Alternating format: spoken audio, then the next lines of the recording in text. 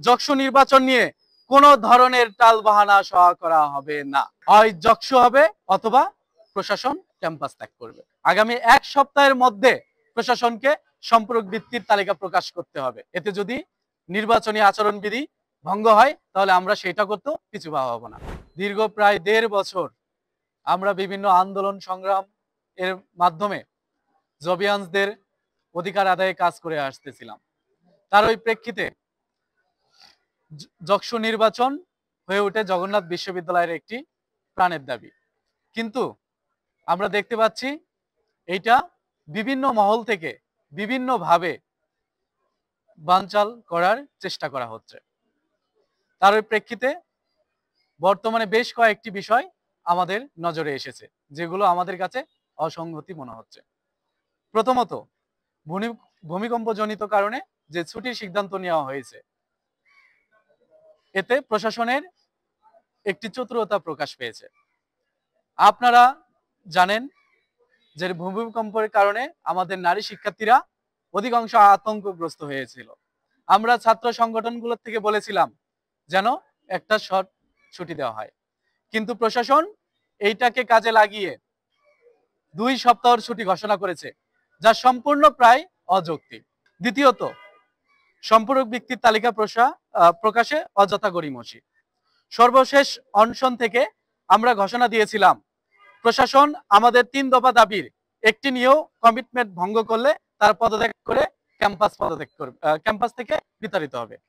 প্রশাসনের প্রতিশ্রুতি অনুযায়ী নভেম্বর মাসে সম্পূরক ভিত্তির তালিকা প্রকাশ করার কথা ছিল, কিন্তু আজ ডিসেম্বর এসে গেলেও আমরা তার কোনো কার্যক্রম দেখতে পাচ্ছি না। আগামী এক সপ্তাহের মধ্যে প্রশাসনকে সম্পূরক ভিত্তির তালিকা প্রকাশ করতে হবে, অন্যথায় আমরা আমাদের দাবি, আমাদের ভাইদের দাবি আদায়ে যা করার তাই করব। এতে যদি নির্বাচনী আচরণবিধি ভঙ্গ হয় তাহলে আমরা সেটা করতেও পিছু পা হব না। তৃতীয়ত, দ্বিতীয় ক্যাম্পাসের দুর্নীতির শ্বেতপত্র প্রকাশে অনীহা।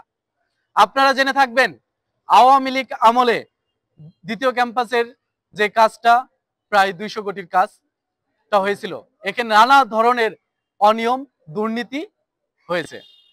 প্রশাসন যখন প্রথম আসে তারা বলেছিল তারা অল্প কিছুদিনের মধ্যেই শ্বেতপত্র প্রকাশ করবে, কিন্তু দুঃখের বিষয় তারা দায়িত্ব নেওয়ার পরেই কোথায় কিভাবে লিয়াজু করার মাধ্যমে তারা সেখান থেকে সরে এসেছে। আজ প্রায় ১.৫ বছর হয়ে চললো, তারা শ্বেতপত্র প্রকাশ তো দূরে থাকলো, সেইটা নিয়ে তাদের কোনো কথা নেই।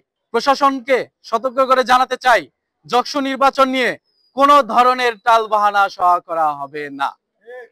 যকসু নির্বাচন জবিয়ানদের জন্য অন্যান্য ইউনিভার্সিটির মতো জাস্ট একটা নির্বাচন নয়, এটা জবিয়ানদের একটা অধিকার আদায়ের প্ল্যাটফর্ম হতে যাচ্ছে।